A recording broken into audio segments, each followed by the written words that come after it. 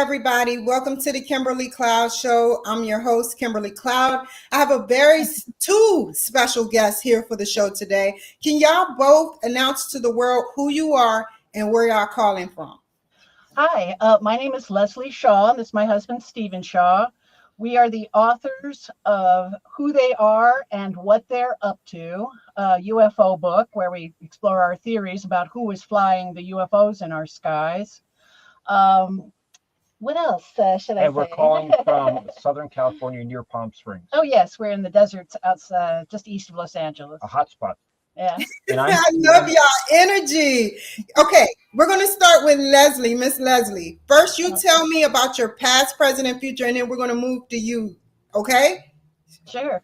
Okay. I grew up in Los Angeles area, and I went to college for animation and also minored in ancient art history, which came in very handy with this book.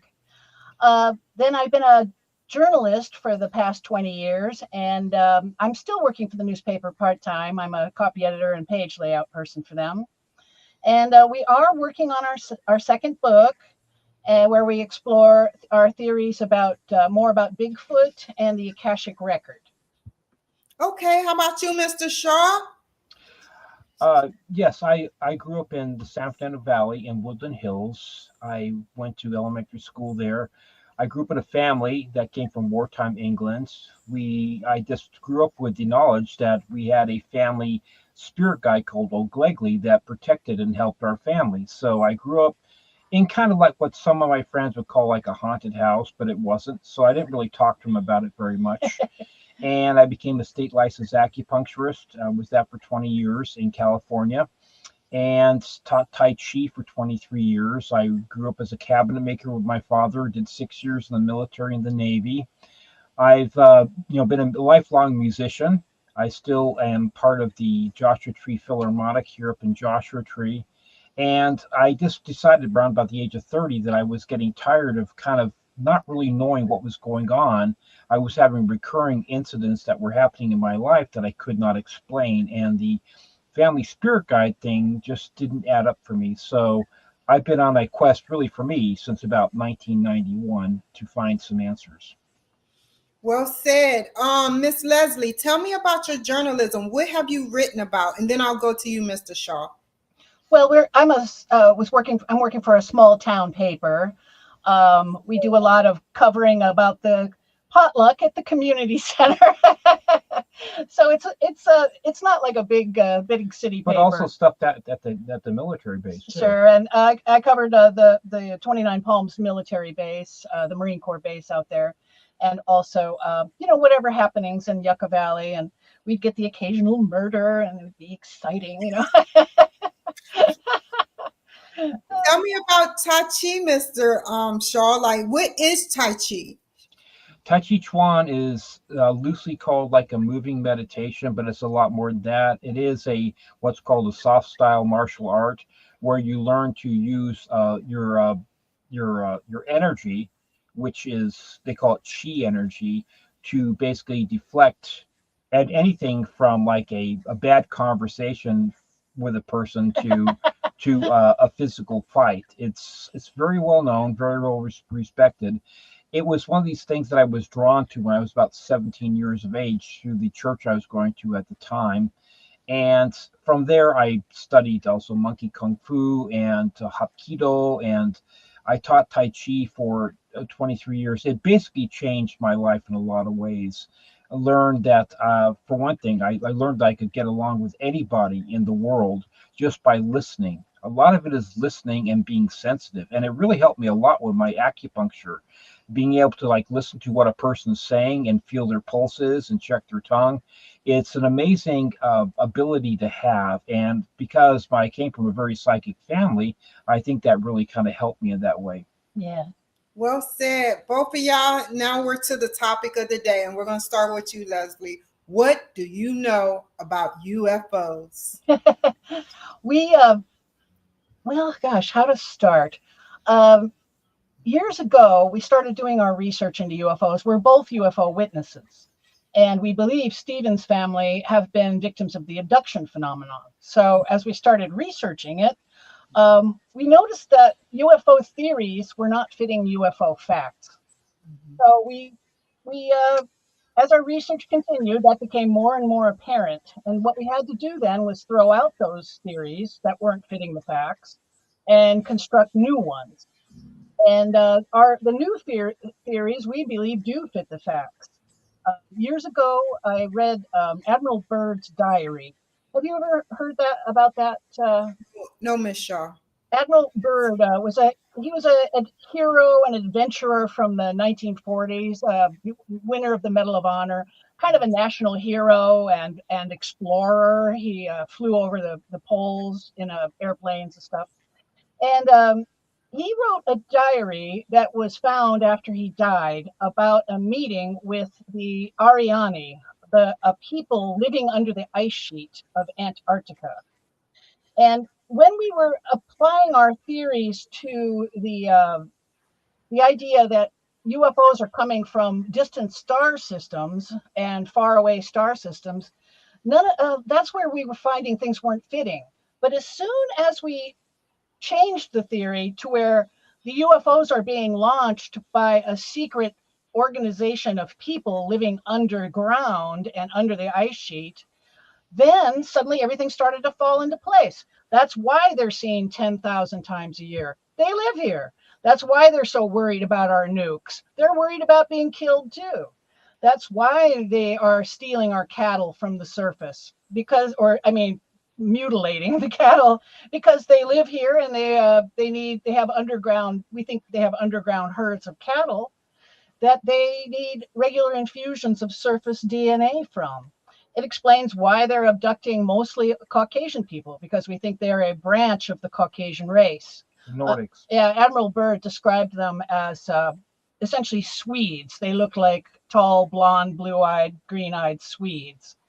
And the Nordic aliens are supposed to be indistinguishable from Swedish people.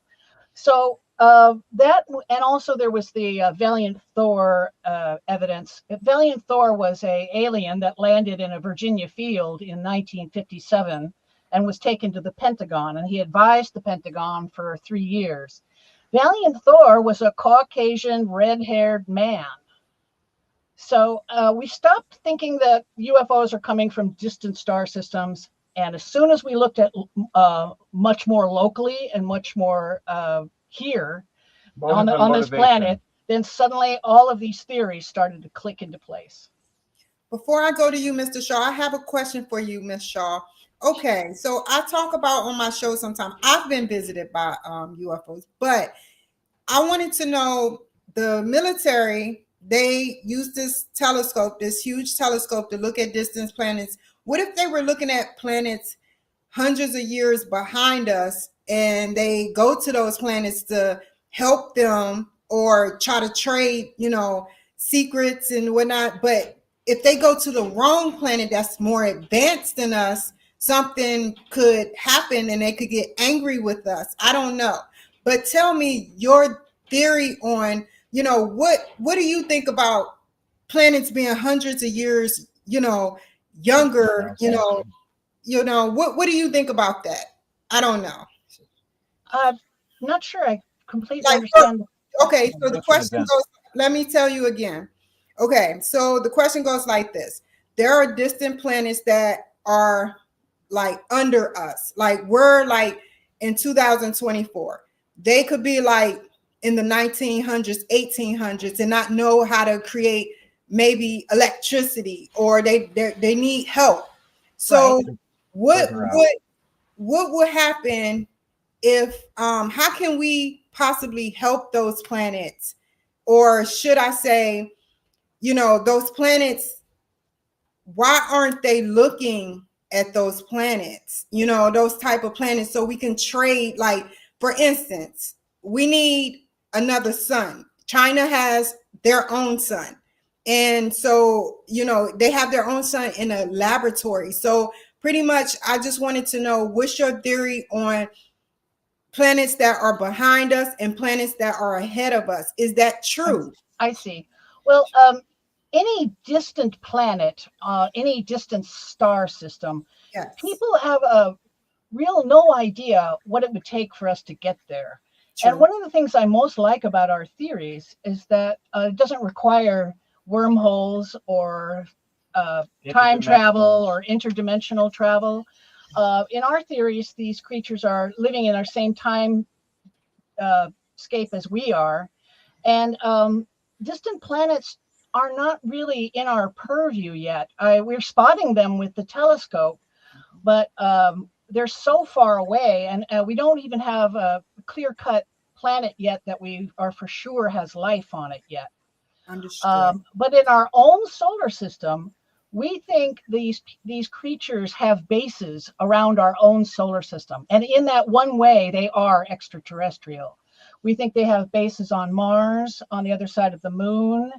A structure was spotted on the moon Phobos, which is one of Mars's moons. So we think they are sharing our solar system with us. And as far as helping others, we are they are more advanced than we are. We believe they're more spiritually advanced than we are, and also much more technologically advanced than we are. And we also believe they are close cousins to us. And that's why every single alien type that has been spotted and recorded by people is a hominid being, a one head, two arms, and two legs kind of being. Walking upright. Yes. Whereas if they were coming from all different solar systems all around the universe, we think there'd be all kinds of varieties of alien. But we think they're all sourced here on Earth originally. Well said, Miss Shaw. What about you, Mr. Shaw? What do you think?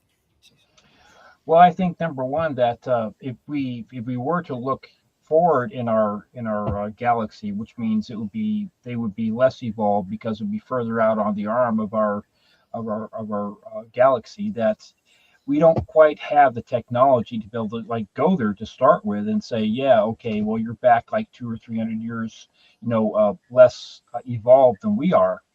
But with our theory is that around about 13,000 years ago, that we can pretty much prove at this point that there was a cataclysm, an apocalypse that had to do with a comet that hit our Earth that we had foreknowledge of, that there was 1,200 different flood myths that can prove that we had foreknowledge of a year or two that we were going to get hit by a comet, and we were told to do something about it. Kind of like in the Deep Impact movie. Yeah. But actually, but if you look into like the Mahabharata and the even the Book of Enoch and in the Bible, you'll see there's always foreknowledge, which means that we were pretty advanced. We were highly advanced as human beings on the planet at that time. At 13,000 years ago. At 13,000 years, and now we have the proof is in the pudding. Right. We have in Lake Superior, they call it the Younger Dryas Comet has been found 12,850 years ago. It struck the Great Lakes area, and when the ice sheet was, it actually struck the ice because back then we were in an ice age. We were just coming out 13,000 years ago, and the Great Lakes were covered by ice. And it's called the Younger Dryas Comet. It hit the Earth 13,000 years ago. We know for sure that it had hit because about 2 decades ago we discovered nanodiamonds in the not us personally. Yeah, not us personally. But actually, it was longer ago than that. About 4 decades ago, they discovered nanodiamonds in the 13,000-year-old soil, which proved there was a celestial impact of some kind at that time. And nanodiamonds can only be produced in one way: when a celestial body comes through the Earth's atmosphere at about between 30 and 40,000 miles per hour, and the dust particles are superheated and supercharged, where they become these like little what they call nanodiamonds, tiny round diamonds. So we know. So now we know. In other words, we knew about the murderer, but we needed to find the murder weapon and when it happened. Right. And at first we thought it was the Hiawatha asteroid impact crater. That could have been it. But it turned out not to be. It turned out to be a much older crater. But then another crater was discovered about 1,000 miles away. And that has been dated to the correct time period. And we think that this catastrophic event is what caused the human race to split into the people who had to live on the surface and get almost wiped out to a man, or the people that went underground like they did in Deep Impact and took their technology with them and set themselves up safely underground to survive the impact. Then the cataclysm caused climate change that was drastic climate upheavals for about 1,000 years after the impact. That's also the soil samples too. It's called the Younger Dryas boundary. 13,000 years ago, there's a layer of soil about 1,100 years deep that shows drastic cataclysmic climate change. So we believe that that's why they stayed underground. They didn't come back up to the surface because they couldn't have grown food for about 1,000 years. It would have been very limited, to say the least. Right. Yes. So what you're saying is there's an advanced civilization of different races living below us. Correct. Primarily the Yes. Can you tell us a little bit about the if y'all know about the Big Bang? What's your theory on it? Both of y'all, I love the way y'all chime in on each other. Well, the Big Bang, of course, is the most recent one. Before that, it was the static state, or the static solar system theories, yeah. that was overturned by the Big Bang. And now the Big Bang is being questioned by people that are in favor of, like what Hawking was talking about, the string theory, okay, and about 10 to 11 different universes. And so there's controversy even within the Big Bang. So yes, I actually don't believe in the Big Bang theory. I have a different one. Tell me. Okay. Well, yeah, tell me. In our religious practices, we learned about the tree of life and these 10 dimensions. The God is like the central being to the universe, and then it expands outward and creates like a ring of hydrogen around it, and that hydrogen compacts until it becomes helium and becomes molecules, and then finally planets, and then finally compacts into big black holes. Once these black holes reach a certain size and density, we think they actually crush the matter that's inside of them and spew it out into the next dimension ring out, and the next dimension ring out, and the next dimension ring out. And we're on dimension ring 9 now, according to that theory. You know, when I was I can't understand that. What was you going to say, Mr. Shaw? When I was 23, I was sitting by a pool, and I was just thinking about the universe and things like that, because I was just starting to get into acupuncture and all that. And it was interesting knowing about matter and energy and things such as that. And I started thinking about, well, this condominium I'm sitting in front of, in this pool, well, somebody had to have a thought. They had to have imagination to be able to even think about building this here. And then I started to take it back in my mind. Well, then everything on the planet had to have thought and imagination. Then I thought, well, then wouldn't the planet have to have thought and imagination? So what I came to the conclusion when I was 23 is that thought actually trumps matter and energy, because you have to have the thought and the imagination to even have anything built in the first place. So thinking of a guy and being a cabinet maker at the time, and studying Tai Chi, I thought, well, this makes a lot of sense. Couldn't it be that thought and imagination is actually more primal than energy and matter? Just something to put out there. Yeah, that makes sense. What about Phil Snyder and Bob Lazar? What are your inputs on those two individuals? Well, Phil Snyder was the one who was a whistleblower that ended up being mysteriously strangled by a rubber pipe. Rubber tubing was wrapped around him. Rubber tube? Yes. He's one of our sources in our book, actually. We were talking earlier about underground bases, right? And one of them is called the Dulce Air Force Base in UFO circles. It's an underground base under the Archuleta Mesa in New Mexico. And the first 5 levels underground are supposed to be human occupant only, but the bottom 2 levels are U.S. military / alien personnel. And Phil Schneider was a contractor who went to enlarge he was hired to enlarge the base.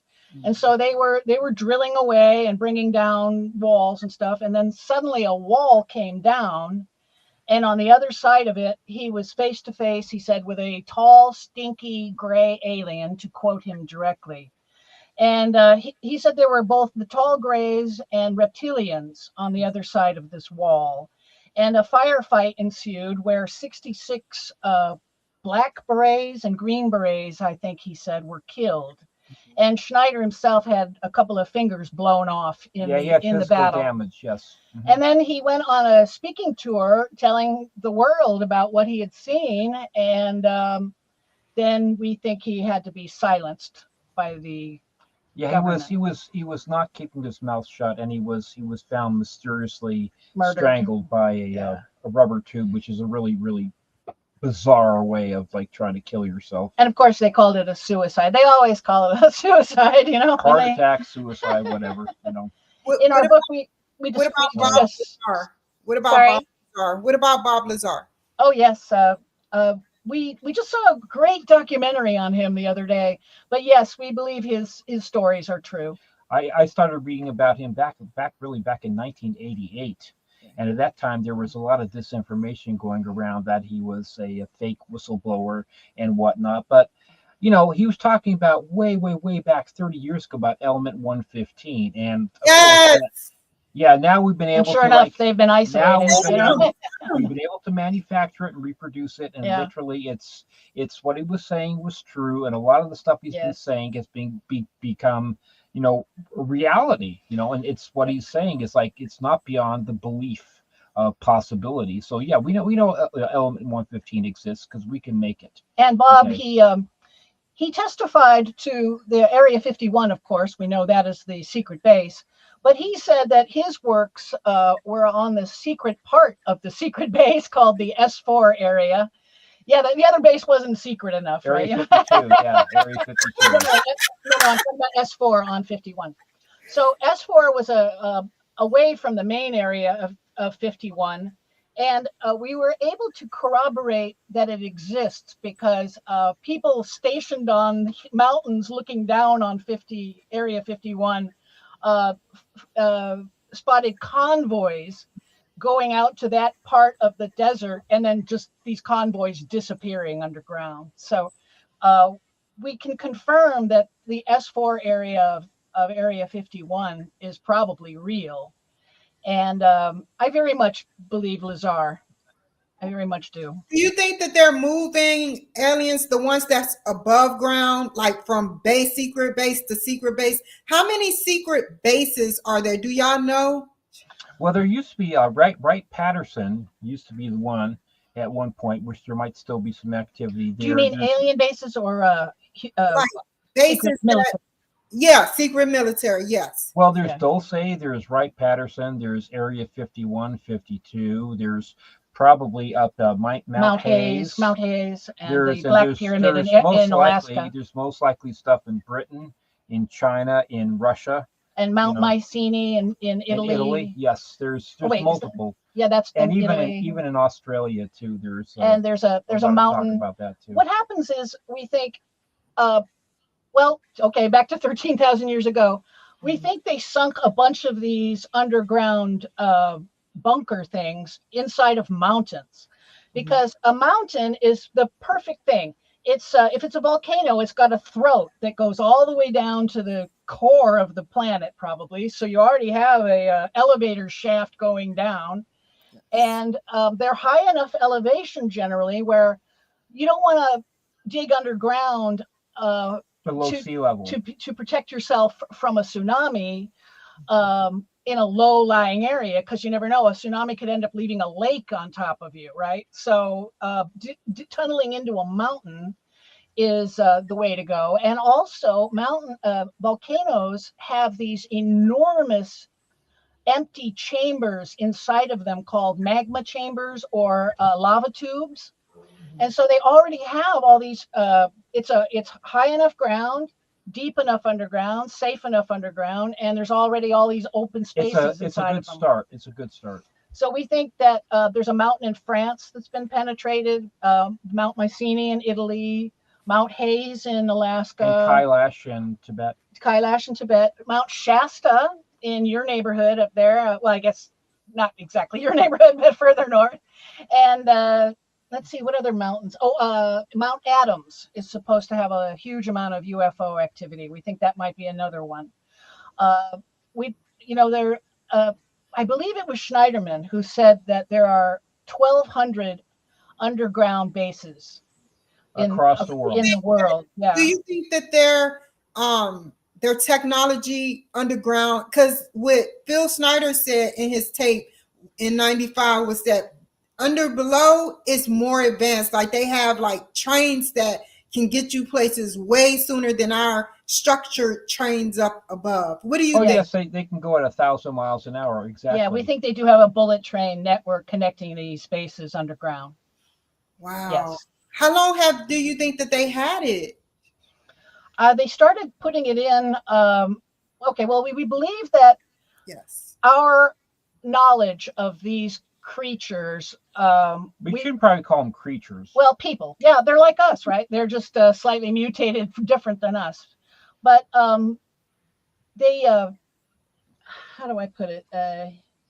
They've been developing like we've been developing. You know, we went back into the Stone Age after the 13,000 year ago cataclysm. And by the way, we also need to mention too that at a certain point, they came back to the surface as teachers, you know, quote unquote teachers, as you know, the Viracocha, the even Huangdi, who was the first emperor of China, and they basically re-educated us, stopped us from being cannibals, taught us animal husbandry, architecture, mathematics, and basic things like that. Yes, we think they took pity on us at one point, and they came to us as family groups that set themselves up as ruling god families, kind of like they did in Egypt. They call them pantheons. Pantheons, yeah. Always 12. Always 12.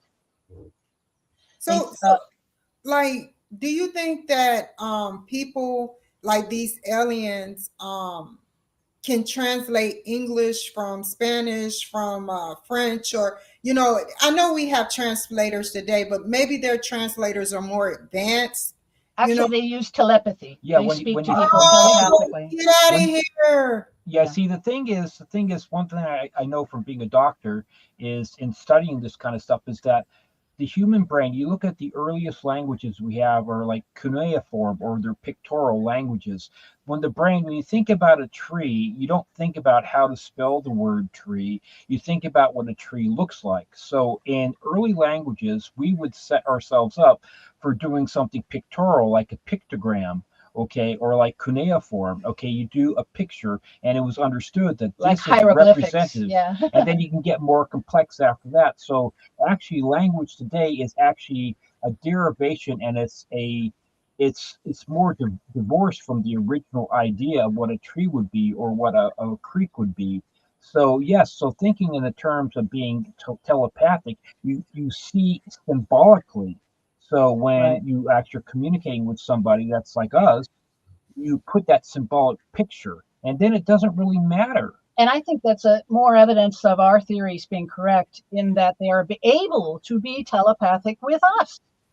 We think that means they probably have very similar brains. Yes, and it's like having a universal translator, like in the early Star Trek. You know, it's like, you know, it's like, okay, it's what we actually, how our brains actually work. Mm-hmm. And they know more about that. I kind of know that stuff because I studied the brain a lot. Yeah, I needed his scientific knowledge to help a lot with the book because he has all this medical knowledge, you know. Yeah. Can you tell me about the pyramids? How did they develop pyramids in Mexico? They got it in Egypt. They got it almost everywhere. Yes. Tell me about the story behind that. Well, we have been human beings. Homo sapiens sapien has existed since at least 120,000 years ago. Some people think much even older, but we know for a fact 120,000 years ago, we were just as smart as we are now. In our current form. In our current form. So mainstream archaeology would have us believe that we sat around for 107,000 years without advancing, not even inventing the house.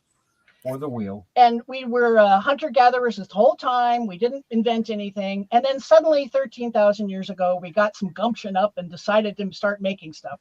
And of course, this is absurd. Where the human beings are we're inventive, creative, industrious, restless. Yeah.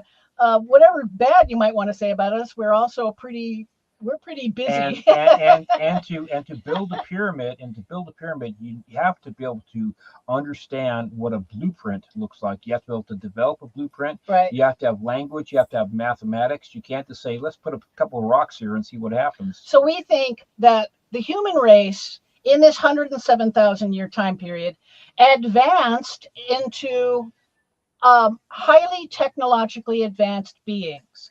We think it was us in this time period that put the structures on Mars and the structures on the moon and the structures on Phobos. And then we were laid low by the comet, and it wiped out all our works on the surface of the planet. This would have caused tsunamis about 2,000 foot high. So that would have just scraped scraped us off the planet as far as all our structures, except the most giant ones. That's all that survives from before 13,000 years ago, is this megalithic architecture that is beyond us even now. It was high enough and big enough, yes. Mm-hmm. And so we think that we advanced a little bit more than we are now, say. We think we had a good space program, and we were building pyramid structures all over the planet. And then we were laid low. Can you tell me about the three? Because I heard the story about the three stars that aligned with the pyramid. So are they distant planet? Yeah, Orion's belt. Orion's belt, yeah. Yeah, tell me about that. So actually, we subscribe to Sitchin's theory on the planets. Zechariah Sitchin, on the pyramids. He said that right after the cataclysm, the Great Flood, that Enki, the great builder of the Sumerians, he was like one of they called them Anunnaki gods, but he was supposed to be the great builder of the ancient Sumerians. And he is supposed to have constructed the pyramids roughly 10,000 years ago, right after a couple thousand years after the Great Flood. And this is Sitchin who's talking about it. And he in his first book, The 12th Planet, he has some very convincing proof and data that this really did happen. In these ancient Sumerian tablets, 6,000-year-old tablets, they're showing the pyramid there and telling us, and saying that we built a Western pyramid complex. So the Sumerians took credit for it in their ancient tablets, and they took credit for building it 10,000 years ago. And this would make sense because Leo was in the sky. Time. Leo. We were in the age of Leo at the time, and the sphinxes all over that complex, we believe, are indicative to proving that the structures were built during the time of Leo, between I think it was 10 to 11,000 years ago. 10,500 to 11,000 years. What is in the pyramids? Because till today, they're still sending drones in there or these robotic machines to see what's in there. So what do y'all know? What do your thesis say, or your probability? There's a man named Christopher Dunn who wrote a book called The Pyramid Power Plant. Have you ever heard of that book? No, ma'am. I really do ascribe to these theories of his. I think that the pyramid is a power plant, a source of power. That's one of its. He discovered that the chamber at the bottom has these two canal things that lead into it. He found hydrochloric acid lining the one of them, and then hydrated zinc. Zinc on the other side. And if you pour those two things together, there's a chemical reaction that creates hydrogen gas. And Dunn surmised that this hydrogen gas would then have moved, have filtered up into the giant chamber, you know, the big gallery chamber. King's chamber.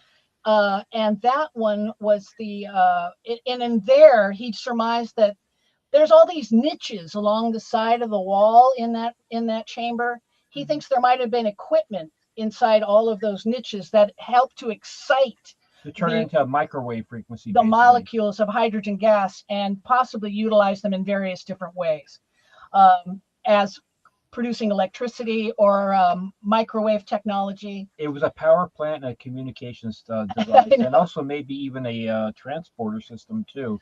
Well, Sitchin said they used it as a beacon for landing spaceships.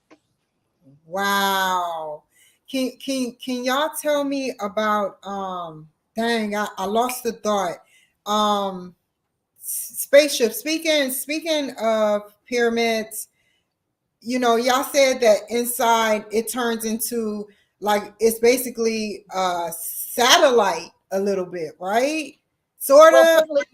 They could project the beam, microwave beam, up into the air, and it would go all the way up into space.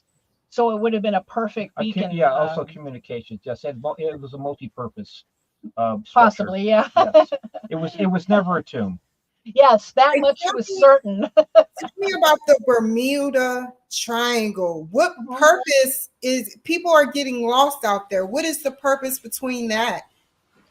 Well, there's been recent evidence to show that there's like one set of islands. I forget was it off of Cuba or is it off of Bermuda? No, it's the Bermuda area. Okay. You're talking about the Galena. I'm talking about where all the magnetite has been found. There's magnetite been found in the shelf. Huge amounts, which will definitely throw off any compass. So yes, so we're I think there's some planetary anomalies that have to do with it, and also maybe some other things too. What's planetary anomalies or whatever? Well, like hot anomalies, spots. like high concentrations of a magnetic element. That magnetite is one of the things. Like I don't know, in the book that we wrote, I had something happen to me in 1978 that defies this normal logic and normal science. The magnetic thing, right? Yeah. Yes, exactly. That my dad. Let him tell you about that. It's weird. Yeah. Sorry to cut you off. What about the stars? That's why I keep cutting, because I lose my train of thought. What about stars like Hercules? You know, like in Leo. You know, right. And what's the symbolic meaning behind those? Well, the Anunnaki were famous for being really interested in constellations and putting them in their structures all the time. And supposedly these pyramid structures that are built all over the world always aligned perfectly to the cardinal points.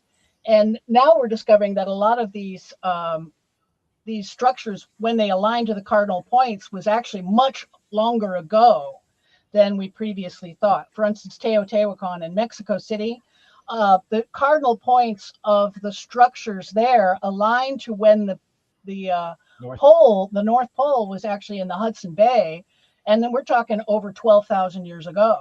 So we think those structures, they may have newer construction on top of them, but the foundations were built much, much, much longer ago than people think. And now what you were talking about with Orion's belt and the three pyramids, Orion features very prominently in a lot of the Anunnaki's literature and in their structures. And we think it's because, according to Sitchin, the planet where the Anunnaki come from circles a brown dwarf in the direction of Orion. This other planet that he says, now we don't know for a fact if this is real, but we like Sitchin's theories. We think they add up in a lot of significant ways. And it would make some sense as to why they're so enamored with the constellation Orion, and that is because it's where their home is. They literally came from that region. Tell me about Mona Lisa. When I look at Mona Lisa, I don't know how many times they reconstructed her picture, because you got to actually go to the building, the site where it's actually at, to see the physical picture and see what they were talking about. But the picture that I saw online, it looked like a little spaceship that hovers over her shoulder. Now, I could be wrong. Tell me about your theories. Well, my theory is that Nat King Cole did a great song back in the 50s. But go ahead, Leslie. Oh, yes. Well, yeah, and she's not the only painting from that era that has these bizarre spaceship things up in the sky, you know. Supposedly the Last Supper did too. And also the Annunciation. Annunciation. Yeah, the Annunciation of Mary. You know, when the Gabriel tells her she's gonna, you know, be the Messiah's mother.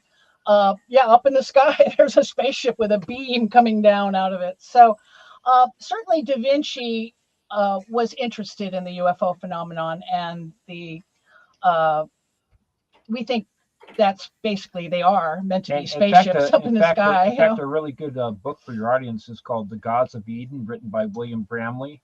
And that actually goes into that as far as like the wood cuttings and the different paintings were done. Yeah. As far as battles between different spaceships that were happening back in the 14th, 15th, and 16th century. Yeah, there's a famous woodcut, right, from Nuremberg, there's several from Germany, 1500, that shows a space battle up above, you know, from 1524. It's one of the first ones that I read. That's back in 1991. I think the first copy came out. We think this phenomenon has been with us for thousands of years, and in fact, you know, the mythos around the demons and vampires and the succubus and the incubus.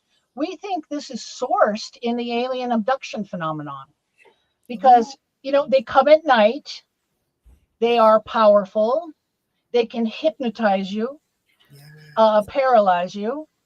They can, and then they take DNA in the form of blood, and the incubus succubus, you know, is got the sexual component that is, you know, vampires are supposed to be sexy, right? And these demons that have sex with people, then from the 1600s, they describe these false pregnancies from these demons, where the person would be pregnant and showing obvious signs of pregnancy, but then just give birth to air. And this was documented several times. And we think it has to do with the abduction phenomenon, because that's what happens. And their bizarre breeding program. Believe me, Kimberly, when I was researching it and discovering all this information about their breeding program with us, I thought, I have to report this. This sounds absolutely crazy.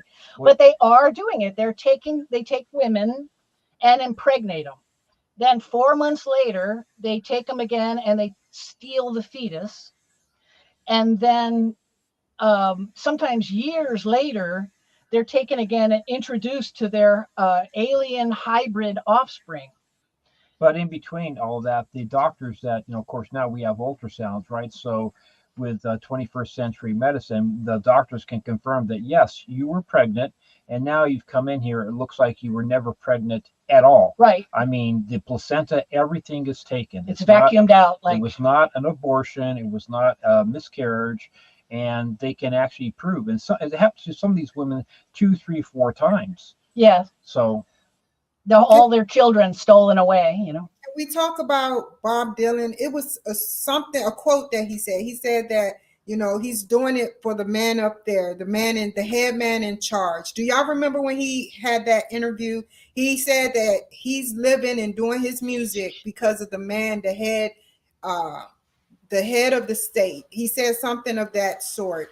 He was meaning something that is outer space, entity. He does his music because he made a contract to an entity outer space. I'm sorry, I never heard that. That's cool. I'll have to look that up. Yeah, you don't know that. That's okay. No. Let's talk about Bigfoot now. Let's talk about, what is your insights on that? Do you want me to take it, dear? I'll take it. Okay. Well, we know, you know, for a long time, you know, a lot of us grew up in the, you know, 70s, whatever, when we saw the what was the tape? The one, I mean, as far as the first Bigfoot, what was the guy called again? Who Watson. Watson, yeah. than at the creek there in Northern California that we saw the original Bigfoot, which was a female, by the way.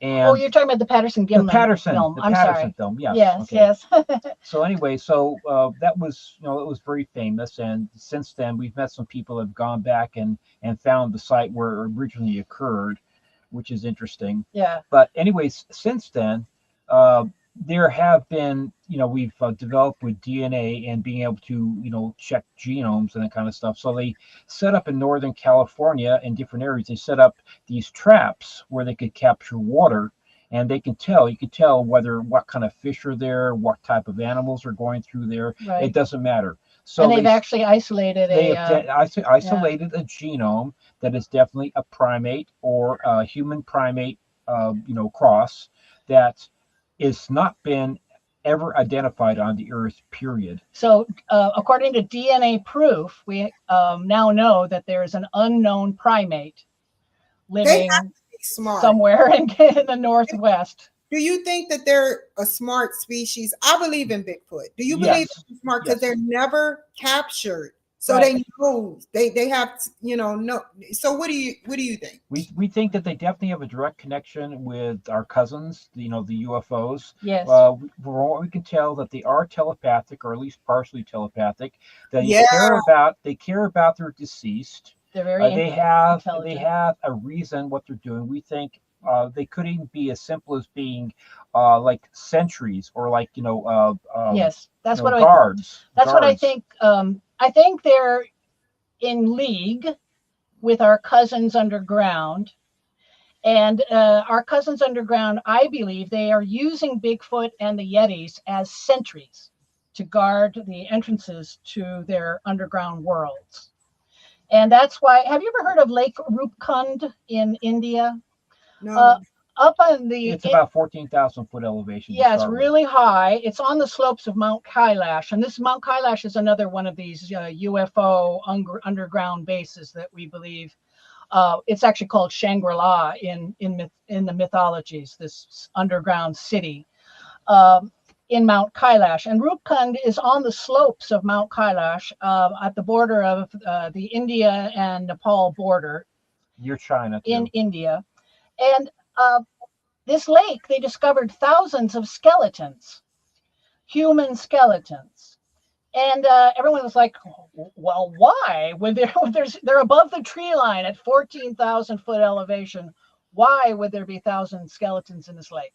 And what I think, so people surmised that it might have been a battle there. And then, they just threw all the dead in the lake.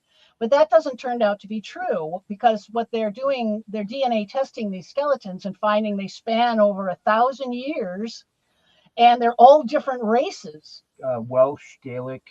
Yeah, from all different parts of the world. So what I think happened to them is the Yetis are guarding the entrances to the underground base of Mount Kailash.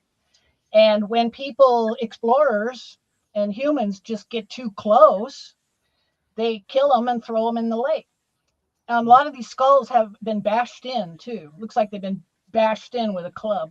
Wow. How about, okay, we're running out of time. So tell me about this. I believe that there's watchers, there's angels, there's demons, there's entities we don't know, and there's little gods that are gods but can be killed type gods. Tell me your insight about that. Well, we think that a lot of these gods are actually our alien cousins, and they like to play God. Over the last many thousands of years, they've been playing gods. And now we think they're playing space aliens. They're playing, distance. And we think they are responsible for circulating these rumors that we're really in a federation of planets, and that some of us are jetting around on starships, but they're keeping the whole thing secret for some reason. We think they are actually spreading these rumors. I should really get in real quick before we still have a little bit of time. What happened to me in 1979 in January? Do we have time? Yeah, go ahead. Okay, this is a bunch of things happened in the week, but the weirdest one was when I was literally scared of like sleeping in my bedroom because of what had happened the night before. So I slept in my clothes. I was a cabinet maker at the time with my dad, so I went to sleep in my clothes in the living room, and I woke up about 5:30 in the morning. It was January, so it was dark, and I looked at my piano, thinking about what I was going to play that day, and listened to the fountain in the other room. And I was very relaxed, but I was awake. And from behind me, from the front door, about 25 feet from behind me, this blue-white entity, very tall, about 6 to 7 feet tall, literally walked toward me and filled the whole room with this intense blue-white light within about a second and a half, and it stopped by my right hand side, and it immediately, my right side of my body was immobilized. I could not move it at all. It wasn't scary, but I just could not move my body, period. It bent down to my right ear and it said, "Hi, Steve," in this whisper that was neither male or female. And I thought, oh, I'm going to see the family spirit guide that I talked about earlier, called O'Glegley. And I thought, I'm going to see the family spirit guide. But the logical part of my brain said, hey, dude, you can't move. You are immobilized. And so I was like wanting to look and see it straight in the face amongst all the blue white light. But the other part of me saying, you can't move. You can't do anything. And it stayed there for about 10 or 15 seconds, and then it left. It went back out the front door. And to this day, I can't remember if I got up and I told my dad or not. But what I can remember is 6 hours later at 11:30 in the morning, I was getting hungry. So was my dad. So I reached into my right-hand pocket to pull out the coins that I had to get some food and put them on the table. And all the coins, swear to God, they're all magnetized. I could pick up the coins with the coins. So could my dad, but especially me. All the coins were they were literally magnetized, like they were pieces of gold or something And like it's supposed that. to be impossible. And this is 6 hours after it happened. Because American coins are designed so they can't be magnetized, right, so that they can go into vending machines and right, stuff. or go through TSA, whatever it may be. But yeah, it's like that was like one of the culminations of this thing that my dad, my sister, myself, and even my mom and my Right. brother, who were living in a different house 350 miles away, were all experiencing during this time period. And Yeah. I just chalked it up for a long time to being, this is the family spirit guide, but with all the missing time and magnetizing coins, doesn't add up. And Philip, his brother, actually saw a gray alien in his room right before blacking out one time. And so that's what we think is the cause of the phenomenon. Yeah. Hold on for a quick second. I just wanted to say thank you for your service. You were prior Navy, right? Have you reached out to Congress about this? Well, I was 80 to 86. Okay, I was a CB. So as far as like my seeing any like really weird stuff while I was in the Navy, I can't say I did. I did do a tour on Midway Island, which I'm kind of proud about that. Not many people can say that, even though where Midway is, but yeah, I did a tour on Midway. And we've tried to get the government to release information to us by signing petitions and joining the fight for a disclosure from the government. But good luck. Stuff, Can I ask you, what was your alien experience, Ms. Shaw? I have seen UFOs. I've only seen 2 in my whole life, but my first one was very special to me. I'd heard about his experiences for years, but nothing ever happened to me, and I wanted something to happen. And then, sure enough, there it was. In 2005, I saw a white light through the windshield of our car as we were driving home, and it just was hovering there, getting brighter and brighter and brighter. And then suddenly, it shot at like 20,000 miles an hour over the northern horizon and was gone in about a quarter of a second, not even a half second. We were going from Joshua Tree to Yucca Valley, where we were living at the time, at about 9:30 at night. And no human spacecraft or aircraft could do this.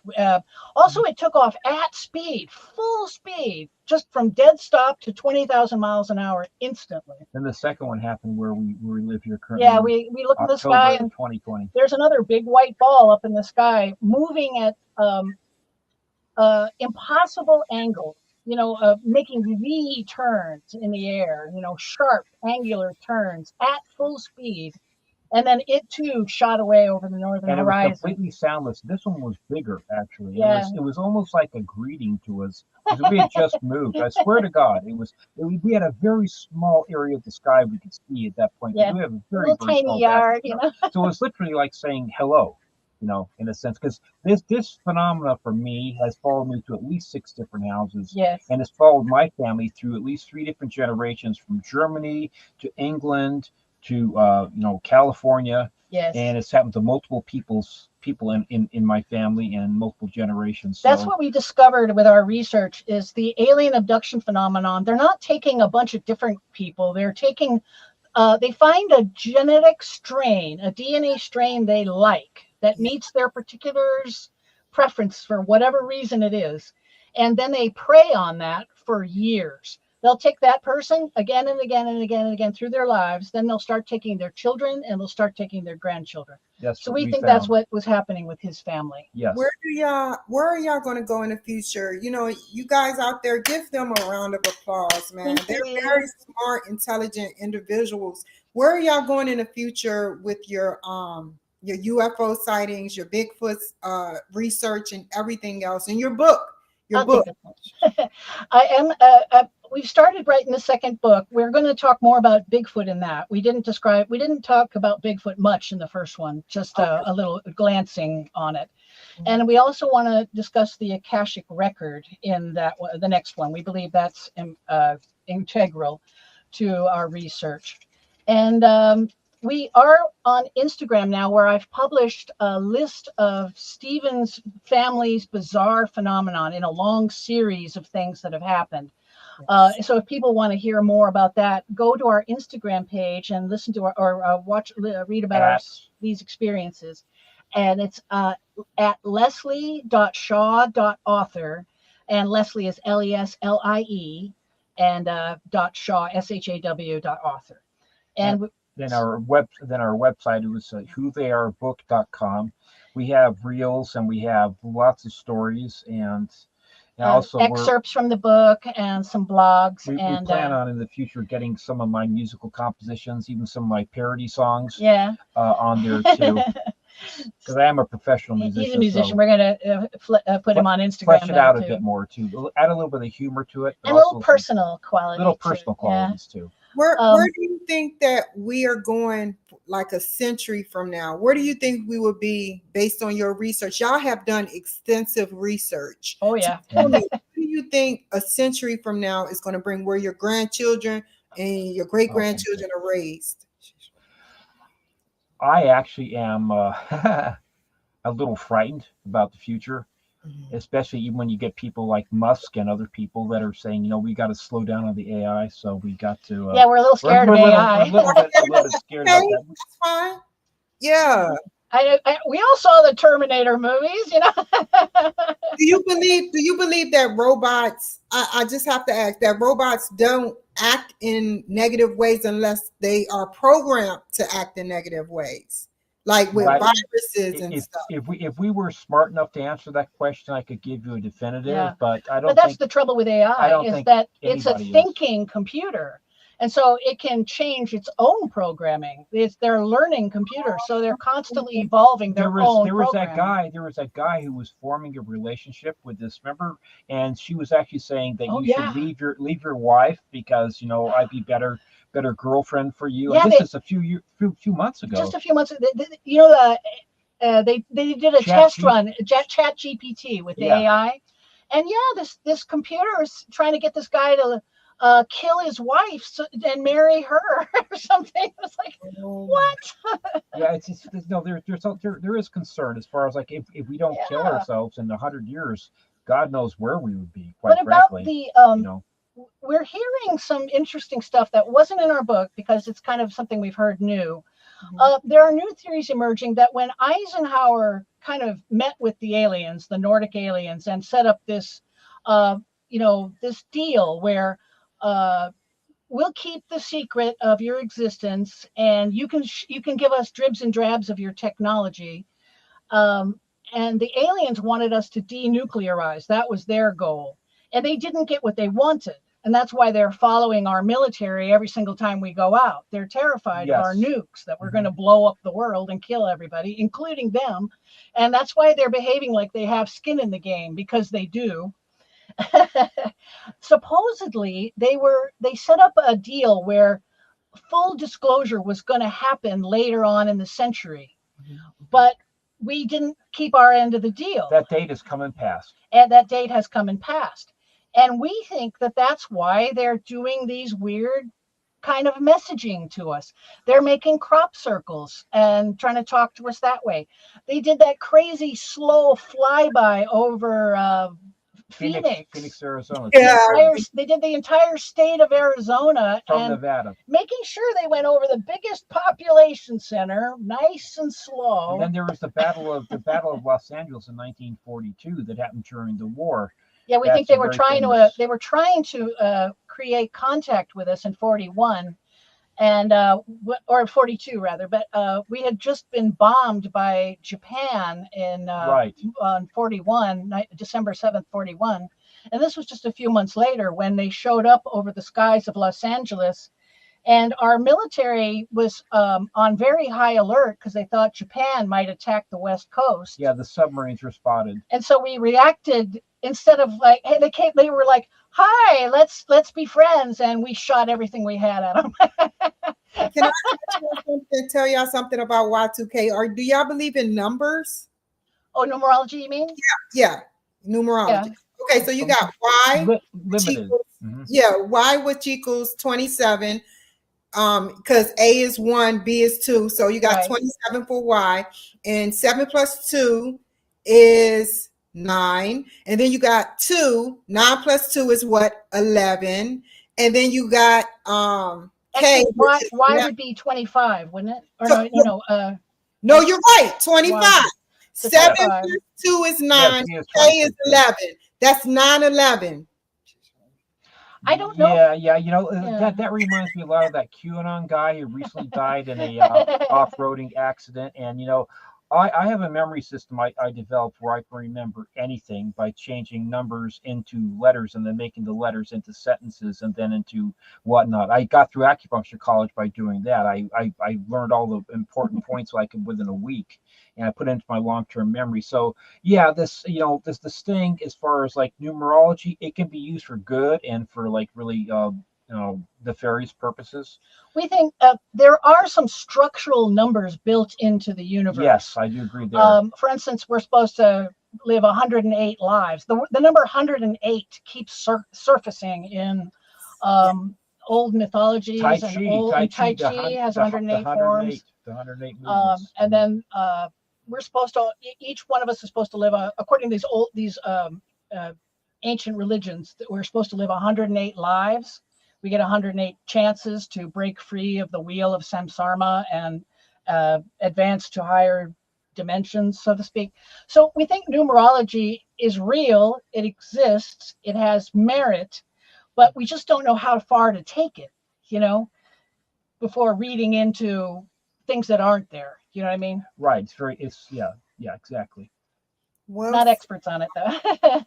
The only reason I said one last thing, the Illuminati game. What is your input on that? And then we'll end.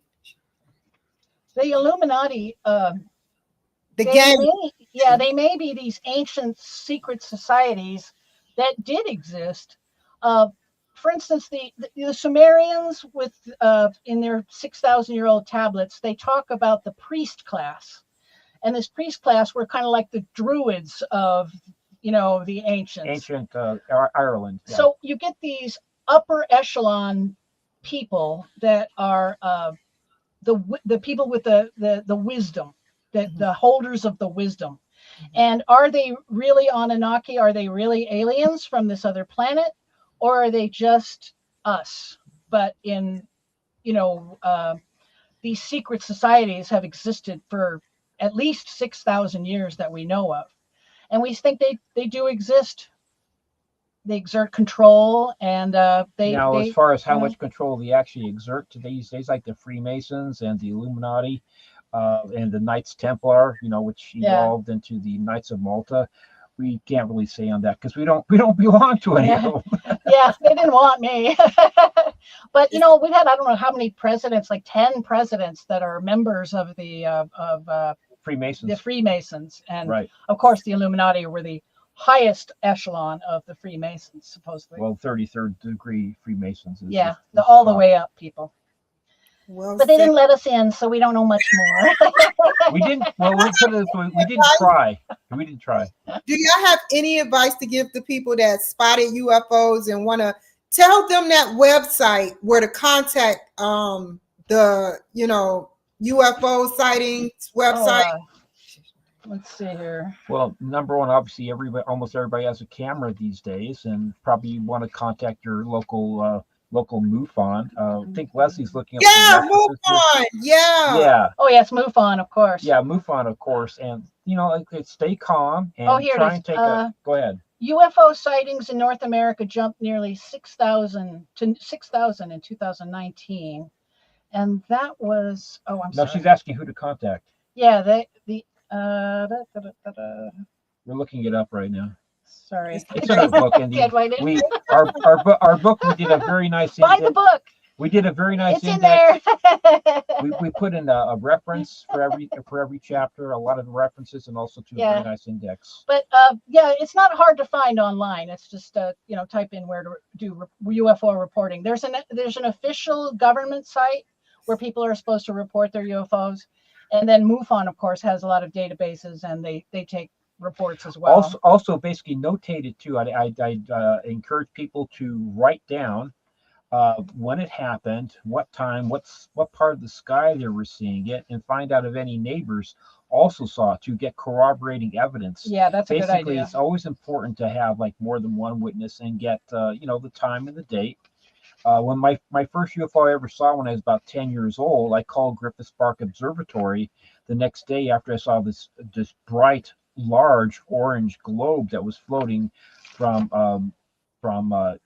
west to east, and it was just there again at nighttime. And so I called them and said, well, we don't have our telescopes pointed in that direction, young man. But yeah, my first was like when I was about 10. It was absolutely, it wasn't a plane, and it was pretty big, but it was bright orange.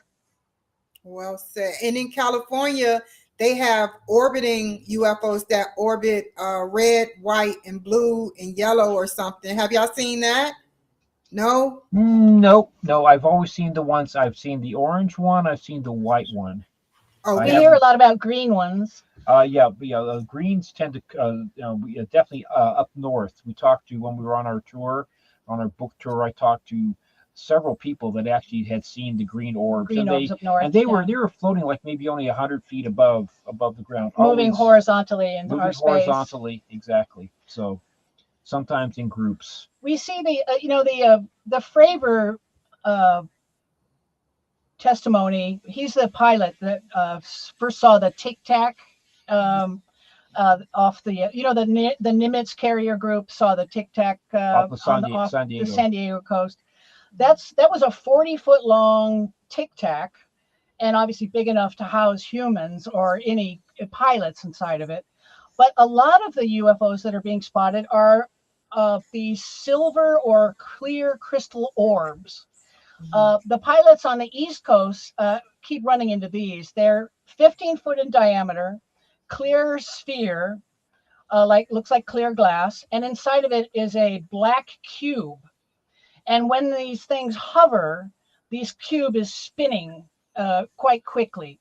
And so you'll see a lot of UFO videos online where it looks like a round circle up in the sky, but it's flickering. It kind of flickers. And that's because of this cube spinning on the inside. Now, obviously, these are not manned craft. These we think drones, are something like that. Spy drone, their equivalent of a spy drone. We didn't even get in the spot, John. I cannot wait to have y'all back on the show. It's so great. Yeah, we just skimmed the surface of what's in our book. So. Yeah, that's true. I have something to talk to y'all about after the show, so stay on the line. You all take care. Thank y'all for watching, and I'll see y'all next time. Thank you for having us. And I love your hair, by the way. It's awesome. Thank you. I'm going to do